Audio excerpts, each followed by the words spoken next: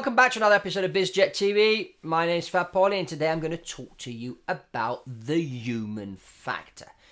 Now, lots of studies have been done about aircraft accidents, and it all boils down very often. They blame the pilots, okay? And they say it was the pilot's fault, it was the human factor. Yes, the airplane did have an emergency, but the pilot managed it wrongly. He got confused, he was tired, he was fatigued, etc., etc. Now, when we look at the accidents and why accidents happened, recently one of the trends that we've noticed is that pilot fatigue is playing quite an important role in causing this human factor error, which then causes the accident. So pilot fatigue is one of the problems that's causing this. But let's just go on to the private jet situation. Now, you go out there, you buy a private jet, you spend 20, 30, 40 million dollars on a jet, and a lot of people do. But then when it comes to employing a pilot, they start to focus on, oh, I need somebody experienced on type, or I don't want to pay them too much money, or these pilots are expensive, or they're prima donnas, this, that, the other. But at the end of the day, the choice of aircraft is important. You need to buy yourself a decent aeroplane. But I would say that very often the choice of who's going to be flying that aeroplane for you is even more important. So you have to select the right person or the right people, because you're going to have two pilots flying you around. So you've got to select the right people, and then you've got to make sure that those right people stay the right people. So they have to have the right stuff. And the right stuff doesn't necessarily mean that they have to be qualified on that particular airplane.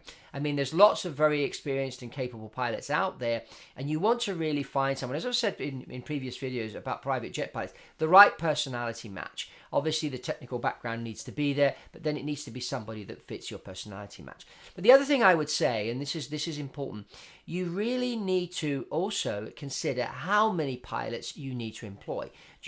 Are you going to manage to cope with just two? You're going to need three. You're going to need four. You're going to maybe need three guys that you pay on a salary and one freelance person.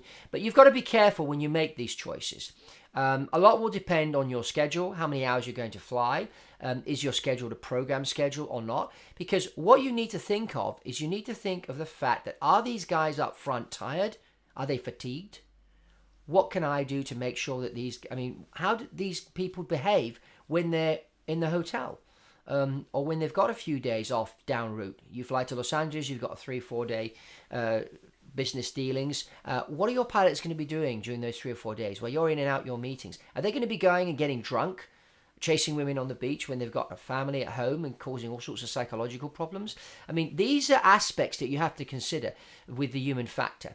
So you have to make sure that your pilots are behaving, that they're the right people, that they're sound, that they're going to make sure that they are rested, that they work out. I mean, physical fitness is important. They have to be careful what they eat. This is why I wrote the book Health for Flyers, because I realized that the environment for pilots these days is a lot more challenging than it was back 20-25 years ago.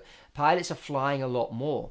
There's a lot more international, intercontinental travel going on. So if you are operating a Gulfstream G550, a Global Express or Falcon 7X, these aircraft that do fly from continent to continent, your pilot needs to be put in a position where they are actually going to be rested and not fatigued. I mean, I had a good friend of mine the other day. He flew his boss from Tokyo to Milan, and obviously this happened through the night while his boss was sleeping in the back. And he said to his boss, "Oh, I'm off to Los Angeles tomorrow."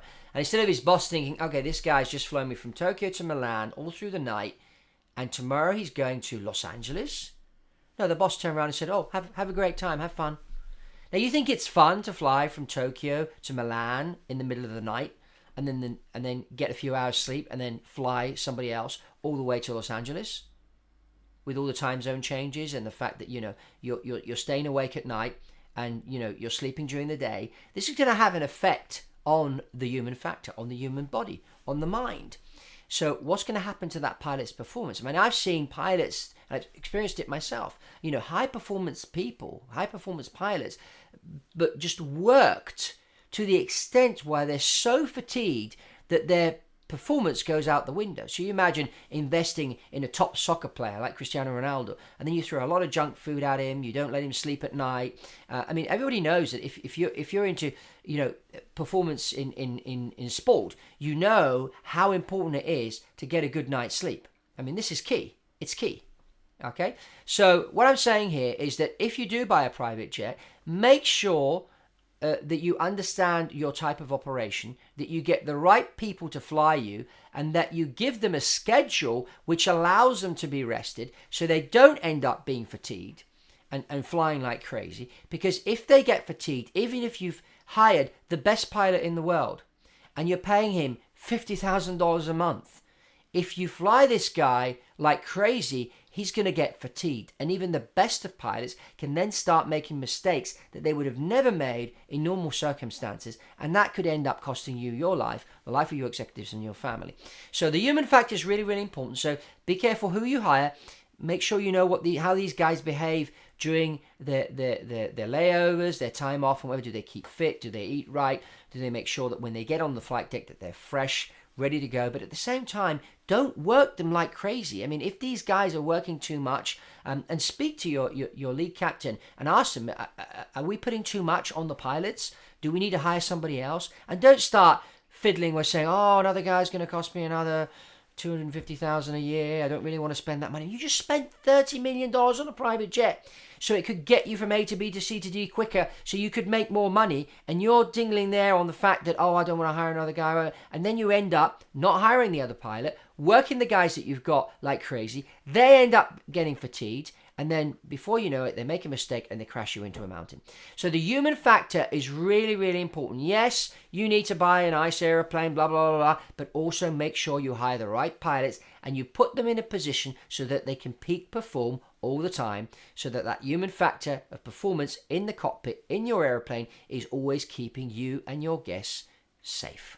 That's all from Fab Poli at BizJet TV, and I'll see you on the next one.